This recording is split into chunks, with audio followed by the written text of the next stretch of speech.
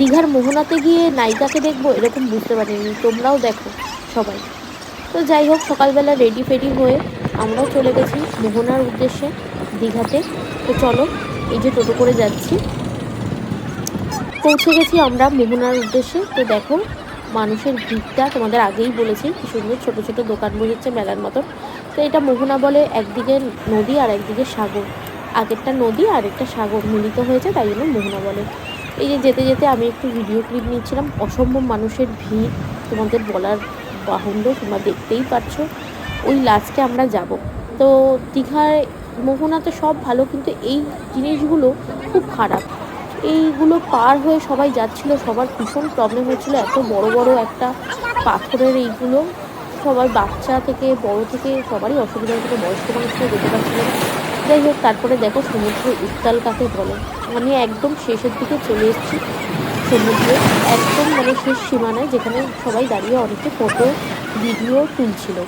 ওই দেখো সবাই বসেছিল, কিন্তু ওখানকার সিভিক পুলিশগুলো বারণ করছিল যে এগুলো করতে না, কারণ সমুদ্রের অবস্থা ভালো করে জোয়ার চলে এসেছিলো। দেখো এই একটা স্লোমো ভিডিও আমি নিয়েছি, কোনোরকম তাড়াহুড়ো করতে গিয়ে, এত সুন্দর লাগছে, তোমরা এই মনোরম দৃশ্যর মজা নিও। আমি একটু ভিডিও করেছি, কটা ফটো তুলেছি, আর আর আমার ফটো তুলতে গিয়ে, ভিডিও তুলতে গিয়ে যে কী অবস্থা হয়েছে সেটা একটু কিছুক্ষণ পরেই দেখতে পারবে। এই দেখো, তোমরাও দেখো।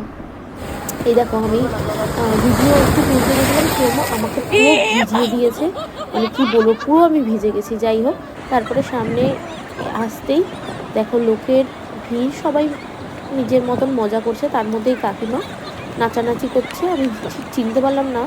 যাই হোক, শাহরুখ খানের মতো পোজ দিচ্ছে, আর হচ্ছে না বলে মেয়েটাকে বকছে বারবার। যাই হোক, তারপর ওখান থেকে চলে এসে আমরা এই মাছ বাজারে চলে এসেছি বিভিন্ন ধরনের শুটকি কেনাকাটা করতে। তো কার কাছে যাবো, যেখানেই যাচ্ছি সেখানেই ডাকাডাকি করছে, দিদিভাই আসুন। তো নানান ধরনের শুটকি আছে, আর যারা শুটকি খেতে ভালোবাসে তাদের তো বলাই বাহুল্য, তারা সব জানে, আর যারা ভালোবাসো না তারা দূরেই থাকো।